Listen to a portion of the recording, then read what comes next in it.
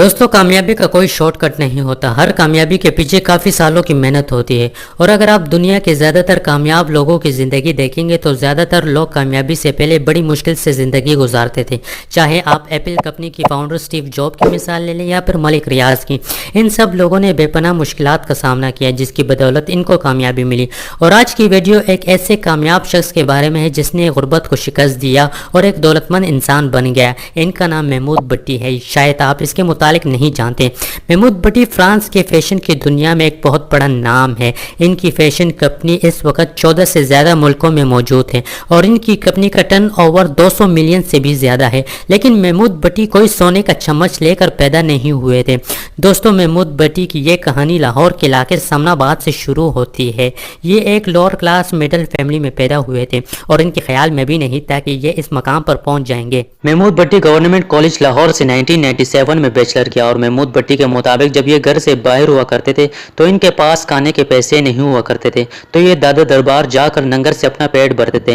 महमूद भट्टी का एक दोस्त फ्रांस में पेरिस में रहता था जिसको ये खत लिखा करते थे और वो भी इनके खत का जवाब दिया करता था। वो वहाँ पढ़ाई कर रहा था। महमूद भट्टी को भी फ्रांस जाने का शौक पैदा हुआ, चुनांचे इसने अपने दोस्त से फ्रांस जाने की ख्वाहिश जाहिर की।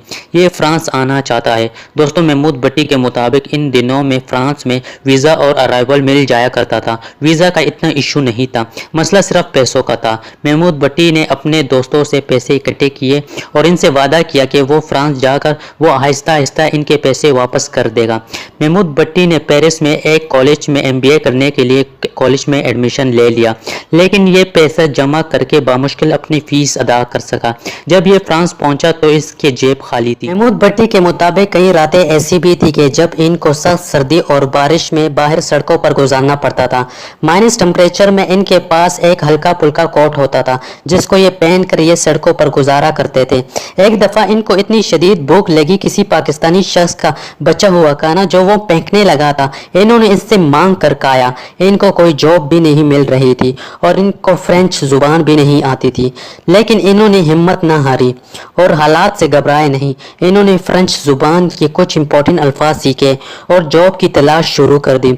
आखिरकार इनको एक कपड़ों की दुकान में सफाई करने की नौकरी मिल ही गई, लेकिन ये खुश थे कि ये कुछ कमा रहे हैं। दोस्तों, कोई काम छोटा बड़ा नहीं होता। जैसे मैंने आपको बताया कि सब कामयाब लोग यही मुश्किलात अबोर करके एक मकाम पर पहुंचते हैं। महमूद भट्टी ने बहुत जल्द फ्रेंच जुबान सीख लिया और इसका इखलाक इतना अच्छा था कि इनको क्लीनर से एक सेल्समैन बना दिया गया। अपनी होशियारी और अच्छे इखलाक से महमूद भट्टी ने बहुत जल्द इसी शॉप के सेल्स में इजाफा कर दिया और इसके साथ साथ ये फैशन और कपड़ों के काम भी सीखते रहे। तकरीबन 1.5 साल इसी शॉप में काम करने के बाद और पैसे जोड़ने के बाद 1980 में इन्होंने एक छोटा सा फैशन हाउस बना दिया और इनकी खुश इखलाकी और फैशन से मुतासिर होकर कई लोग इनकी बहुत इज्जत करते थे और इनका काम शुरू होने के बाद वही लोग इनसे कपड़े भी खरीद रहे थे। इसने अपनी मेहनत से इसी काम को बहुत बड़ा बना दिया और इन्होंने वही बिल्डिंग ही खरीद ली जहां इन्होंने रेंट पर ऑफिस लिया था।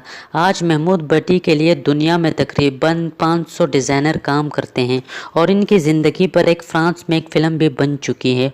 और महमूद भट्टी पिछले 30 साल से फ्रांस में एक बहुत बड़ा नाम है और आज भी महमूद भट्टी पाकिस्तान को नहीं भूले और वो पाकिस्तान के मुख्तलिफ प्रोजेक्ट में इन्वॉल्व हैं, फिर चाहे वो लाहौर में हॉस्पिटल हो या फिर स्टूडेंट को फैशन डिज़ाइनर का स्कॉलरशिप देने का मामला हो।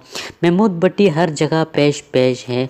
दोस्तों, दूसरों में कीड़े निकालने के बजाय अगर हम वही वक्त अपने आप को आगे बढ़ाने में लगा दें तो हम कहां से कहां पहुंच जाएंगे। जो शख्स अपने हालात का रोना रोता है और दूसरों में कीड़े निकालता रहता है वो शख्स आगे कभी नहीं बढ़ सकता। अगर महमूद भट्टी ये सब कर सकता है तो ये आप भी कर सकते हैं।